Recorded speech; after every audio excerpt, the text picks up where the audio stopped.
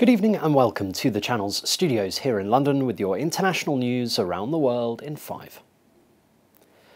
Russia has said a New Year missile attack that killed at least 89 Russian soldiers happened because troops defied a ban and were using mobile phones.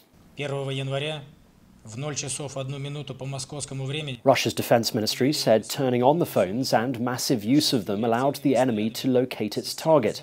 Ukraine says 400 soldiers were killed and another 300 wounded in the attack on a military college in the occupied Donetsk area.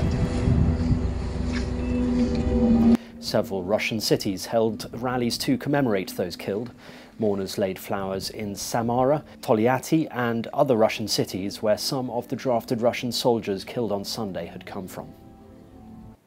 On a day of high political drama, Republican leader Kevin McCarthy repeatedly failed in his bid to be elected Speaker of the United States House of Representatives.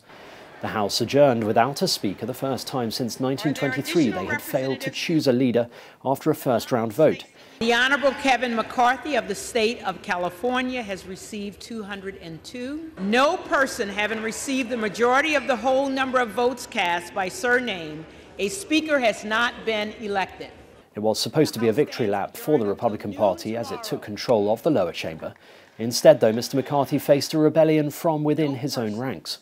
The California congressman has lost 3 consecutive votes for Speaker so far. They will keep voting until someone wins a majority. And they even came to the position where one, Matt Gaetz, said, I don't care if we go to plurality and we elect Hakeem Jeffries and it hurts the new frontline members not to get reelected.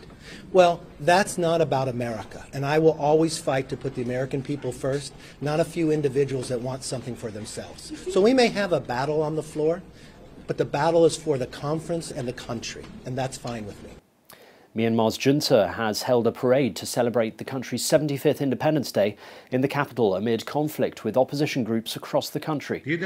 Speaking at the parade, Myanmar's junta chief accused some countries of trying to intervene in his country's affairs, while thanking others, including India and China, for their cooperation. There are also floats alongside elephants and a flypast on display.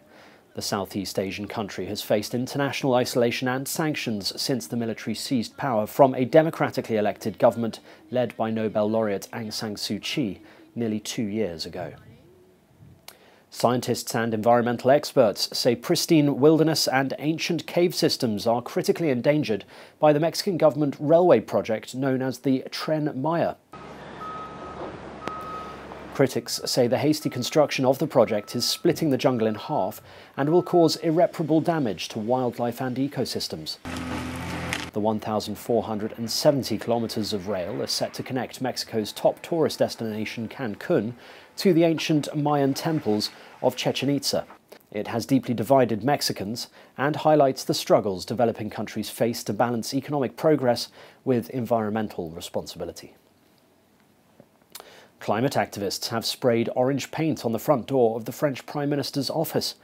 2 activists took part in the stunt, which they said was done to highlight how the state has failed to fix its negative climate impacts. They were both swiftly taken away by French police. Pele's son Edino, a former football player himself, has shared emotional words on behalf of his family at the burial of the soccer icon.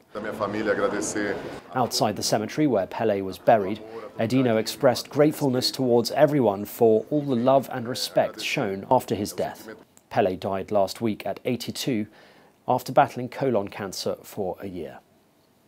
And that's your international news around the world in 5. Now back to the channel's studios in Lagos.